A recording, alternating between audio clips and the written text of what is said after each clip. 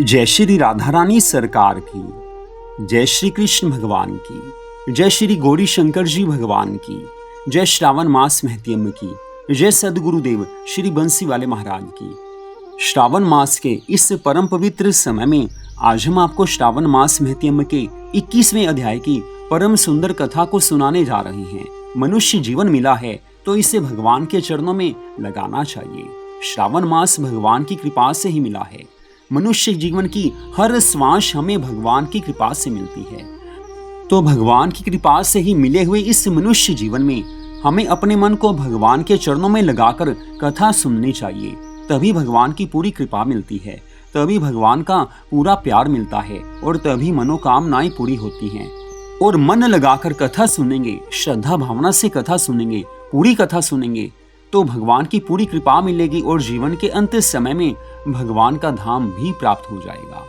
तो 21वें अध्याय की कथा इस प्रकार है।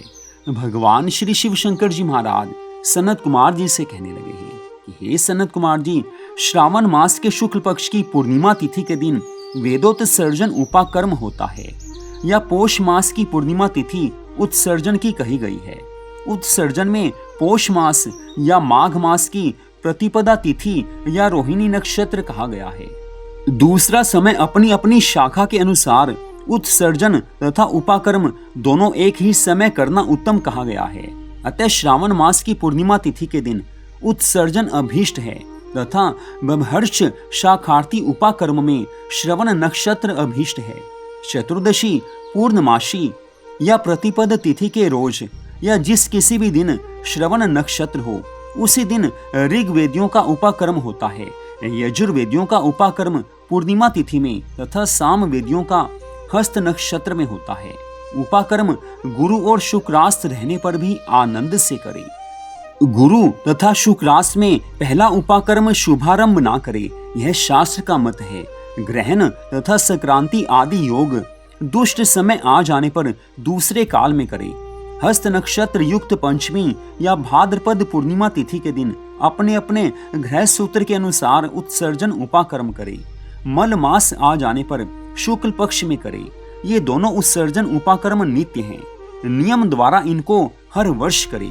उपाकर्म की समाप्ति होने पर द्विजातियों के समक्ष उसी सभा में स्त्री सभा दीप समर्पण करे।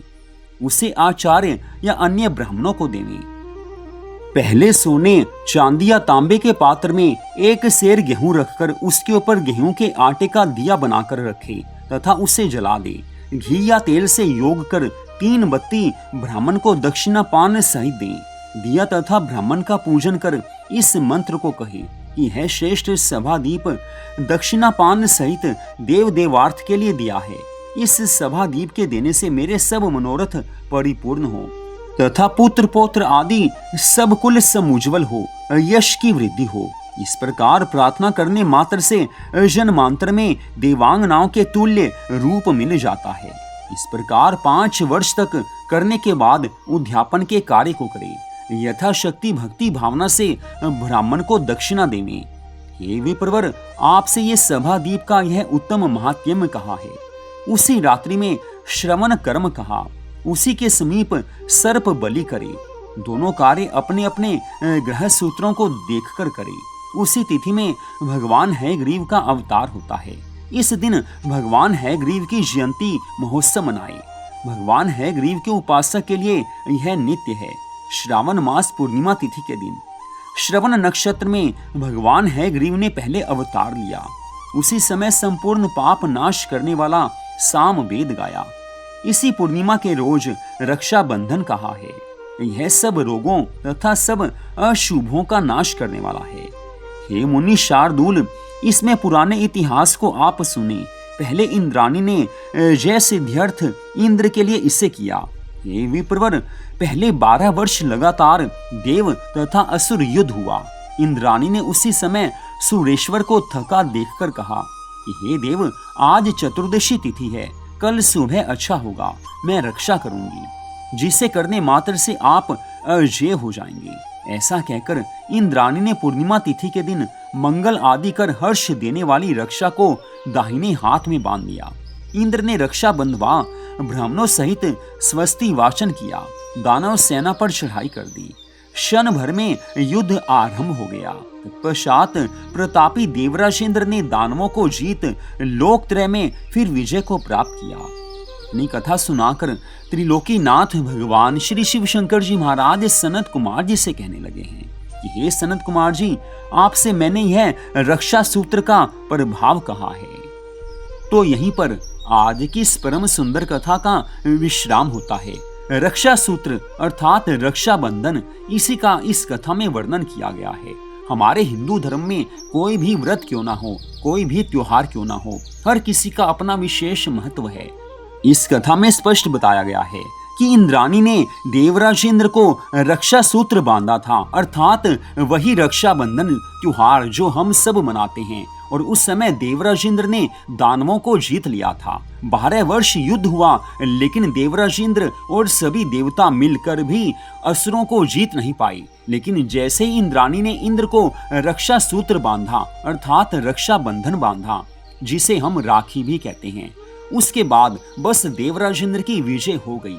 तो हर त्योहार का अपना अलग महत्व है। रक्षाबंधन का त्योहार हम आगे मनाएंगे, हर कोई मनाता है, लेकिन इसमें मन में एक भावना अवश्य होनी चाहिए कि हर त्योहार का, इस रक्षाबंधन त्योहार का हमारे धर्म ग्रंथों में विशेष धार्मिक महत्व भी बताया गया है।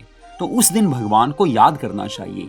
उस समय ये कथा भी याद रखनी चाहिए कि कैसे इंद्राणी ने देवराजेंद्र को रक्षा सूत्र बांधा था और किस प्रकार उसके बाद फिर देवराज इंद्र ने सब असुरों पर विजय प्राप्त कर ली थी। जो कार्य 12 वर्षों में नहीं हो सका, वो कार्य इंद्राणी के द्वारा रक्षा सूत्र बांधने मात्र से हो गया। तो रक्षाबंधन का त्योहार जब भी मनाएं, पूरी श्रद्धा भावना से मनाएं, प्रभु को याद उस दिन अवश्य करें। तो आज की इस परम सुंदर कथा को आपने सुना, आप सबका हार्दिक धन्यवाद। जय श्री राधा रानी सरकार की, जय श्री कृष्ण भगवान की, जय श्री गौरी शंकर जी भगवान की, जय श्रावण मास महत्यम की, जय सदगुरुदेव श्री बंसी वाले महाराज की। ओम नमः शिवाय। जय जय श्री राधे, जय जय श्री राधे, जय जय श्री राधे श्याम।